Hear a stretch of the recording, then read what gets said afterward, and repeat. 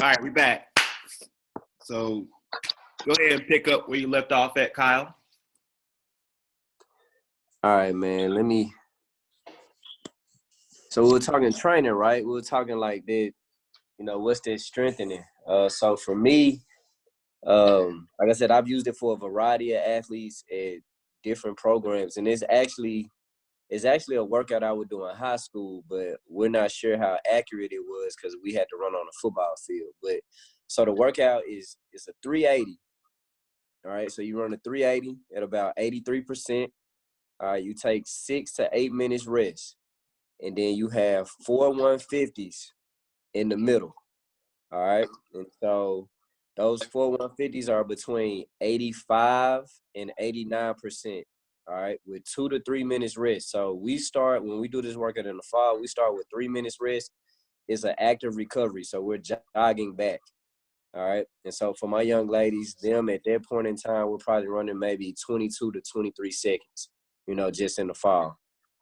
After that last 150, you take another 6 to 8 minutes rest. All right, and then you got to run another 380 at 85 to 88%.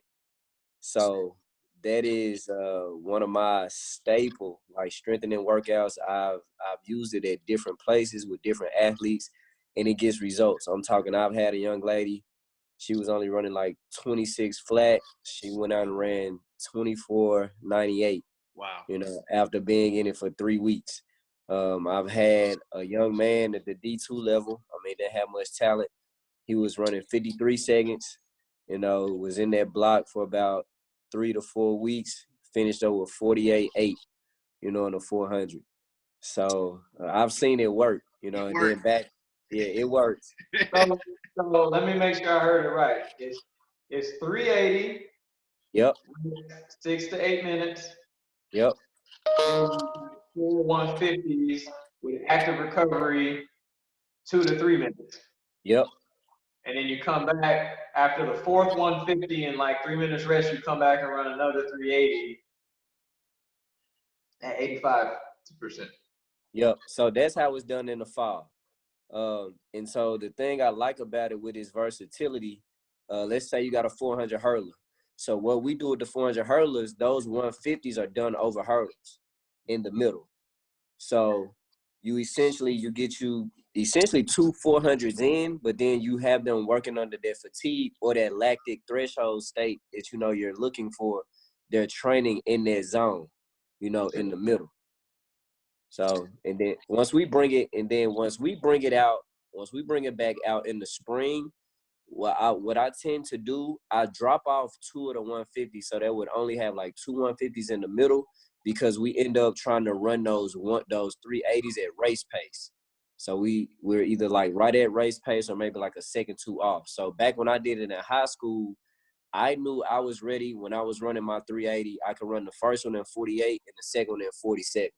And the goal is to run that second 380 faster than the first one. So in the fall, you may want to give your athletes a cushion from, maybe 4 seconds slower than the second one, and then be about 0 to 2 seconds off on that second one when you run it. Because now it's so many components to it.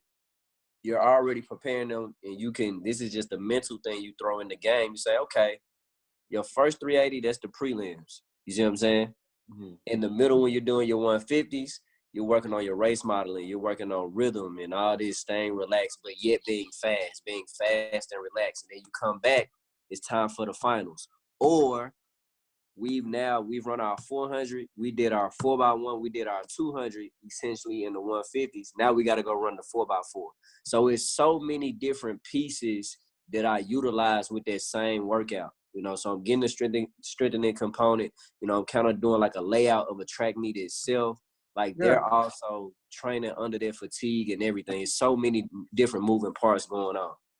Now, when you do it in the spring and you take the 2 runs out in the middle and you're asking them to run at race pace, does the rest and recovery change or is it still the same? So on the 150s, the rest does not change. If anything, I want them to stick around that 2-minute mark. All right. What does change on the rest period is the before the 150s and after. So instead of 6 to 8, I'll give them 8 to 10. Okay. Yep. Okay. I dig it. I like it. So the real question is, how come I know you for like 5 years now, and this is the first time I heard about You know, I think it? because I think a lot of people don't know or they forgot I'm really a quarter miler at heart.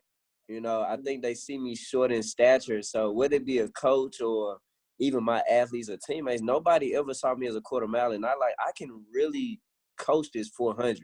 You know, and I've yet to like coach any of my quarter milers start to finish in any season that I've been here at Georgia State. I think that my current 400-meter coach, I think he's doing a phenomenal job. We had a young lady, a freshman, who her best out of high school was only like 56.08, but she ran 55.4 indoor this year, you know, as a freshman.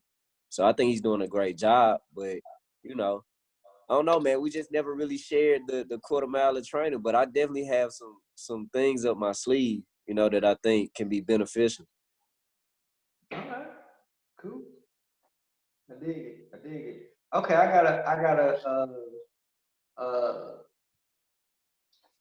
a question for the group.